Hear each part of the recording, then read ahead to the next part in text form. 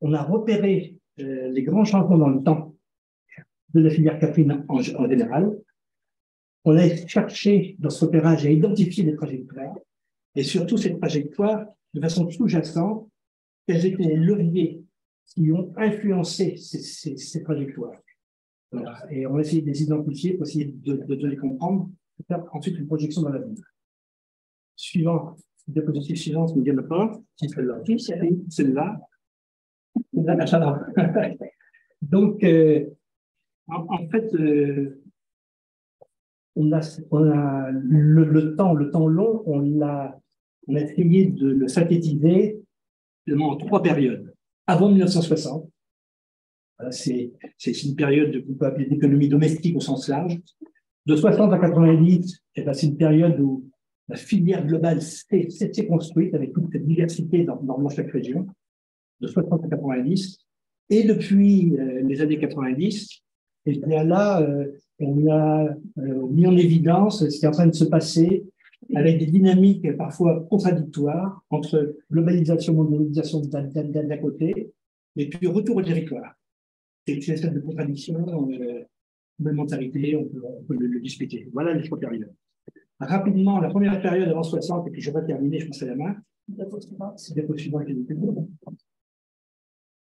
La suivante, voilà. 60, oui, c'est une économie de subsistance, et en fait, l'économie, elle se passe autour du marché. C'est la photographie de gauche.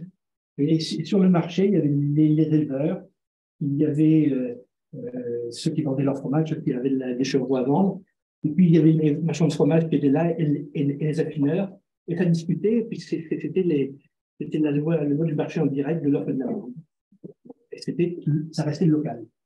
Et il s'est passé quelque chose en parallèle d'assez important, c'est l'émergence de structures collectives, de coopératives, avec ce qu'on peut appeler peut-être le point de départ en tout cas la première industrie fromagère caprine, donc une industrie coopérative qui a fabriqué du fromage de chèvre, et c'était dans l'ouest de la France, en Pays de Sèvres, à Bougon, en 1906. C'est le départ. Voilà. J'arrête là dans ma présentation. On va faire le déroulé et après, on a absolument du temps pour discuter, et notamment discuter de la situation que vous avez ici en France. Comment se rattache, comment il se prépare ainsi, je suis de la France. Je vous remercie. Suivant, c'est Jean-Claude.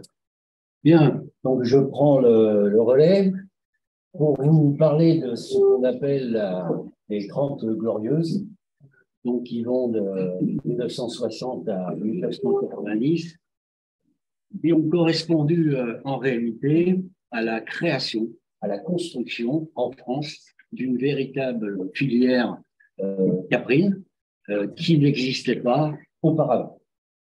La problématique qu'on aurait pu situer dans les années 50, il y avait à peu près le même nombre de chèvres en Allemagne et en France, 1 500 000 chèvres. En Allemagne, l'évolution à la fois des marchés et des politiques agricoles a fait que la chèvre a quasiment disparu. Elle existait sous forme d'associations d'éleveurs pour certaines races, mais aucune réalité économique tangible.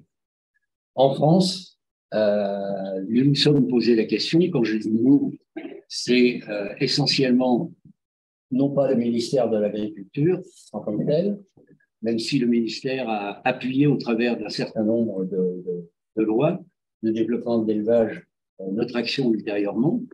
Au tout départ, nous nous sommes posé la question de savoir ce que nous devions faire au niveau du secteur caprin. Alors, très rapidement, il y a quelques recherches qui ont été mises en place, notamment du côté de l'UNRWA, à la fin des années 50. Recherche, par exemple, en matière d'amélioration génétique ou de reproduction. Et du côté professionnel, il existait essentiellement la Fédération des éleveurs de chèvres, qui travaillait dans les mêmes locaux que la Fédération nationale ovine. Il faut savoir que les filières ovines et caprines, dès le départ, ont été fortement associées, même si les caprins apparaissaient, je dirais, en seconde main par rapport aux filières ovines. Ceci était important notamment au travers des sources de financement, puisqu'en fait, à l'époque, une bonne partie du développement ovin était financé par le comité interprofessionnel de la laine. Ceci faisait suite à des décisions qui avaient été prises après la fin de la dernière guerre, où on voulait reconstituer la filière laine textile en France. Et il existait donc une taxe parafiscale sur la laine qui servait à alimenter un fonds national.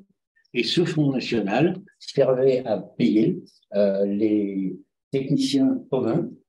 Nous avions à l'époque, dans le cadre de la FNO, de ce qu'on appelait la maison du mouton et de la chèvre, nous avions à peu près 60 à 70 techniciens en poste dans les départements, donc financés avec ce fonds. Ensuite, c'est Landa qui a pris le relais. Dans tous les départements importants, il y avait un technicien. Nous en avions ici en Corse, Charles Bouchian. Je ne sais pas si certains d'entre vous, Charlot, l'ont connu, qui a passé toute sa vie comme technicien ici en Corse. Et ce fonds a également financé, je dirais, l'embryon de structures de développement national dans le secteur caprin, puisqu'en fait, à l'époque, il y avait un ingénieur spécialiste de caprin à la maison du mouton de la chèvre. Moi, je suis arrivé ensuite en deuxième comme stagiaire, et puis petit à petit, l'équipe s'est étoffée, jusqu'à représenter à peu près une quinzaine d'ingénieurs et techniciens au niveau national, et une quinzaine, vingtaine pratiquement, de techniciens dans les départements. Donc, cela vous explique que dès le départ, a été mis en place une structure qui permettait d'apporter, je dirais, un conseil aux éleveurs, parce que c'était la fonction principale.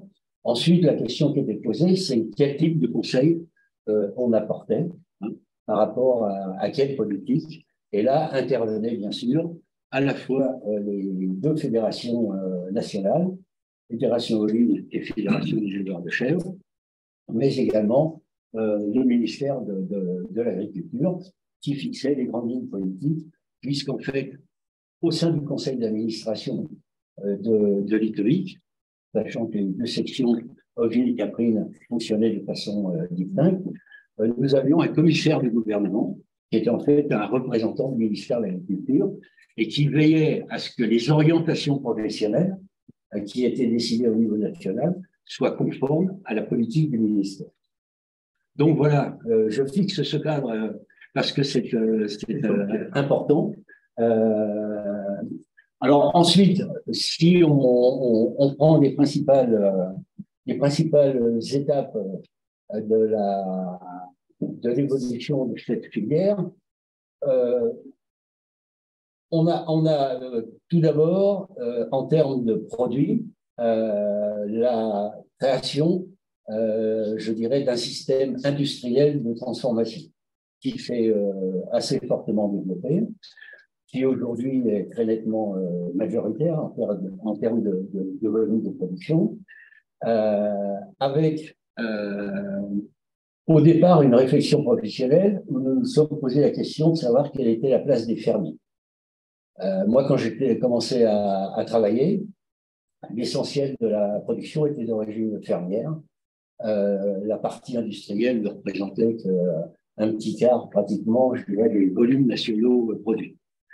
Et nous avons essayé de mener une réflexion, je dirais, autonome par rapport à ce qui se passait à la fois dans la filière lait de brebis et à la fois dans la filière lait de vache.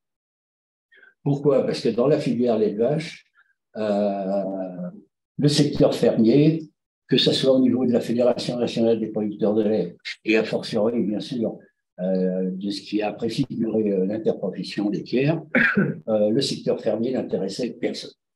Il intéressait juste quelques secteurs très particuliers, le secteur du reblochement, par exemple, le secteur un petit peu en Normandie, mais très vite Pont-l'Évêque, Camembert les fermiers sont tirés de l'île à la portée congrue. Est-ce que tu peux parler un peu plus fort parce que je crois qu'il y en a qui n'entendent pas bien. Du côté de la filière ovine, le problème était assez différent, puisque le grand bassin, il y avait les trois bassins classiques. Le premier bassin, c'était le bassin de Roquefort, mais avec une politique qui tournait autour de l'appellation d'origine Roquefort, et avec une tendance, je dirais, à considérer les autres bassins comme relativement secondaires.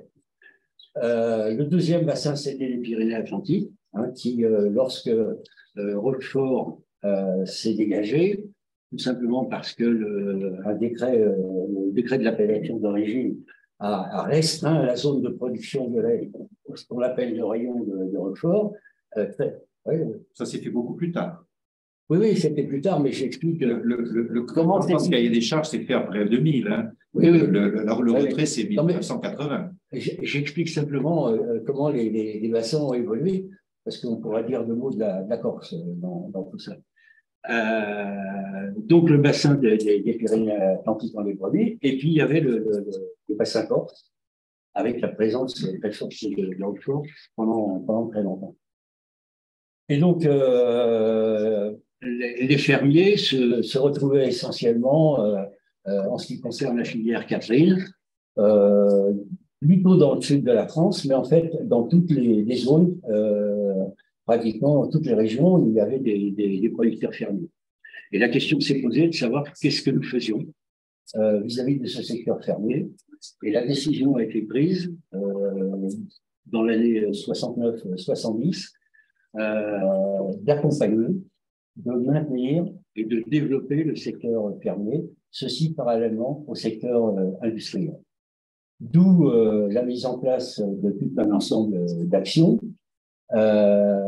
qui a commencé par la formation fromagère d'un certain nombre de techniciens d'élevage, la mise en place d'un certain nombre de formations spécialisées avec intervention dans les régions, c'est le cas de la Corse. Moi, les premiers cours de fromagerie en Corse, je les ai faits dans les années 70 au CPS de Corté et à Ajaccio. C'était la première fois où il y avait des réunions de formation pour les éleveurs sur la fabrication fromagère. Et donc, nous avons mis en place, en termes de formation, de communication, d'études, tout un encadrement de la production fermière politique qui a porté ses fruits quelque part, puisque le secteur fermier reste encore important dans la filière caprine, ce qui n'est plus le cas, je dirais, dans la filière laitière bovine, et ce qui est relativement marginal, souvent, dans la filière bovine. Là, il faudrait une analyse plus fine des différents messages. Donc voilà, là-dessus, je ne mange pas trop sur mon temps. Il n'y a plus que 5 minutes. Oui, alors tu peux revenir en arrière. Tu peux revenir en arrière sur les appellations. Non, on l'a pas. On l'a pas. Ah. Alors, si vous voulez, dans la politique qui a été décidée au niveau... non, on ne l'a pas, apparemment. Si, c'est là. Elle est là. Non, tu passes à la suivante. Dans la politique qui a été décidée au niveau national, dans un premier temps, il a été décidé d'agir au niveau réglementaire. Puisqu'en fait, si on voulait développer une filière qui économiquement puisse vivre, il nous fallait absolument que les produits soient protégés. D'où le premier travail dont je me suis occupé au début des années 70, de faire évoluer la réglementation fromagère dans le secteur fromage de chèvre. Et c'est là que nous avons protégé et redéfini le fromage de chèvre, redéfini les formes et les dénominations protégées. Et puis ce travail ayant été fait, nous avons décidé développer des appellations d'origine dans le secteur des fromages de chèvre parce qu'il n'en existait pas. Et donc, à partir de 1971, moi, je représentais la filière laitière ovine au sein du Comité national des appellations d'origine des fromages de l'époque, qui était l'organisme qui a précédé l'INAO. Nous avons commencé à travailler avec les régions qui le souhaitaient sur la protection d'un certain nombre de fromages. Alors, la première appellation en chef, c'était le Puy Saint-Pierre. Vous voyez, quand on regarde la carte de France, il y a un gros paquet noir sur la région centre, parce que c'est là qu'on a concentré beaucoup d'appellations dès le départ. Hein, Crottin de Chavignoles, Chabiscou du Poitou, Sainte-Maure du Touraine, hein, bien entendu. Ensuite, nous avons travaillé principalement sur le sud-est, avec le Picodon, hein, puis sont venus d'autres fromages, le Pédardon, le Chevretin, etc. Sur la Corse, en fait, dès le départ, nous avons eu pas mal de discussions avec les éleveurs, mais également avec les structures administratives, pour savoir ce qu'il était possible de faire. Très vite sont apparues des difficultés pour définir éventuellement comme appellation d'origine les 5 fromages, hein, qui constituent, je dirais, le pilier des fromages caractéristiques de la Corse. Et c'est la raison pour laquelle, après avoir discuté avec le service des fraudes du niveau national, la décision a été prise de travailler sur le brooch, tout simplement parce que le brooch était intéressant et il n'était pas protégé. On avait la brousse, par exemple, sur le continent, ou d'autres types de fromages dits de lactosérum, mais il n'y avait pas de protection spécifique. La seule difficulté que nous avions à l'époque, c'est que les fromages de lactosérum, de par la réglementation générale, n'étaient pas considérés comme des fromages. Donc, on ne pouvait pas appliquer les règles des appellations d'origine fromagère. Et c'est la raison pour laquelle, après avoir monté le dossier, qui avait l'avantage surtout de prendre la globalité de la Corse et de ne pas aller dans des divisions géographiques qui sont source de conflits majeurs. Vous en avez vécu un certain nombre ici en Corse. La décision a été prise de faire une seule appellation pour le brooch, pour le lait de brebis, pour le sérum de brebis, le sérum de chèvre, avec rajout de lait frais, ce qui permettait d'avoir une politique homogène, hein, pour l'ensemble de l'île, et surtout de travailler à la fois au profit du secteur industriel et des fermiers. Donc voilà, il faudrait donc rajouter le brooch sur la Corse. Bon, peut-être qu'on change pour avoir le temps. Oui, tout à fait. Non, mais je voulais faire cette incidence sur la Corse pour montrer qu'en fait, la Corse n'a pas été oubliée, hein, dans les actions générales qui ont été conduites. Bon, la Corse ayant, je dirais, ses particularités, dont il faut se tenir compte.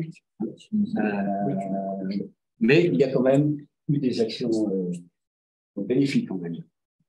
Donc, je vais abrayer depuis les années 90. Donc, on a compris, à partir de ce que Jean-Claude vient de dire, qu'il y a eu une période où il fallait reconstruire la France et redévelopper l'agriculture après-guerre. Et donc, l'accent a été mis plutôt sur des systèmes productifs avec un certain nombre de ressources, mais un maintien des fermiers dans toutes les régions. Donc là, on arrive en 1990. Et en 1990, c'est les premiers éléments au niveau de la politique publique où il y a eu les préoccupations d'environnement qui sont arrivées dans depuis la PAC 92. Premier changement relativement important. Et puis, il y a eu des crises relativement importantes aussi, que sont l'USP, qui ont été un peu plus tard les crises des viandes de cheval. Et on peut mettre aussi en lien quelque part la crise des subprimes. Pourquoi ? Parce que ces crises-là ont interpellé la société et les consommateurs sur le lien entre l'alimentation et l'agriculture et ont montré aussi qu'il y avait une certaine, plus que certaine, mondialisation de l'agriculture, mondialisation de la fabrication, dans la fabrication d'aliments et des produits. Et du coup, une interrogation et les certitudes de la période passée ont commencé à poser question. Et donc, à partir de ce moment-là, on a vu les premières AMAP se mettre en place, la multiplication de marchés de magasins paysans, et donc les préoccupations locales dans la production, dans la distribution, le lien au terroir, ont commencé à prendre une petite place, certes par rapport à l'industrie, mais une petite place. Et le seul modèle de référence était peut-être plus uniquement le modèle intensif. Donc, la suivante. Et donc, si on regarde sur le terrain, qu'est-ce qui s'est passé? Les crises, elles ont continué, 90, 96, 2010, 2012 d'ailleurs. Évidemment, les entreprises laitières qui étaient plutôt dans l'Ouest ont été en surproduction, enfin, il y a des crises de surproduction, et donc elles ont continué à vendre à l'exportation et à l'internationalisation des marchés. Mais il y a eu aussi une dynamique extrêmement forte qui était de dire, mais oui, on peut aussi se développer, nous, entreprises de l'Ouest, sur le marché national, interne, en segmentant les gammes. Et alors, on a vu fleurir à partir des années 90 une multiplication des marques de distributeurs, les premiers bio en supermarché, et une multiplication des produits à gueule de terroir, je dirais, qui n'étaient pas des produits traditionnels, mais à gueule de terroir avec des noms emblématiques. Par exemple, Tribala, dans lequel beaucoup d'eau. Et il y a des zones qui étaient plus ou moins consommatrices de fromage de chèvre, notamment le sud-est. Et donc, ces entreprises-là, via les réseaux de distribution, ont développé de façon importante leur vente dans les zones sur des produits qui ressemblaient aux produits locaux, aux produits de terroir, dans les zones consommatrices de chèvre. Donc, réaction, comment se protéger? Se protéger, c'est en faisant des AOP. Et depuis les années 90, donc le sud-est, là, toutes ces AOP, elles ont été mises en place à partir des années 90. Donc ça, les entreprises qui étaient, les petites entreprises traditionnelles qui étaient dans ces régions, où il venait d'y avoir d'abord l'AOP, évidemment, elles ont été courtisées par des entreprises nationales, parce que, notamment la Thalys, pour pouvoir s'implanter dans une zone AOP. La suivante, je finis là-dessus, mais je vais. Excusez-moi.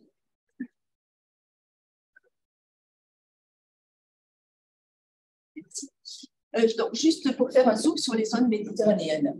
La Corse, mais aussi les zones du sud-est, le pourtour méditerranéen. Dans cette arrière-pays, dans les zones méditerranéennes, on peut schématiquement le caractériser comme ça. On a des arrière-pays relativement enclavés, pastoraux, et puis des zones plutôt de plaine, souvent littorales, avec de grands axes routiers, c'est-à-dire la possibilité d'arriver pour des produits de grande distribution, et un énorme bassin de consommation, parce que ce sont des zones qui sont fortement urbanisées. On a aussi dans l'arrière-pays, dans ces arrière-pays, une diversité de milieux pastoraux notamment, qui ne répondent pas forcément aux critères de l'intensification, et donc des systèmes qui ont su s'adapter à l'utilisation de ces milieux. Donc la mise en place de systèmes qu'on qualifiait avant, dans les années 80, comme marginaux, et on a dit alternatifs, c'est un peu différent, mais des systèmes qui ne correspondaient pas aux grands modèles qui étaient répandus la plupart du temps. Et puis, parce qu'il y avait enclavement, parce qu'il y a une demande locale, le maintien de produits traditionnels avec des savoir-faire traditionnels. Et donc, juste pour conclure sur cette diapo, ces caractéristiques qui étaient vues comme marginales et particulières, qu'est-ce qu'elles sont aujourd'hui?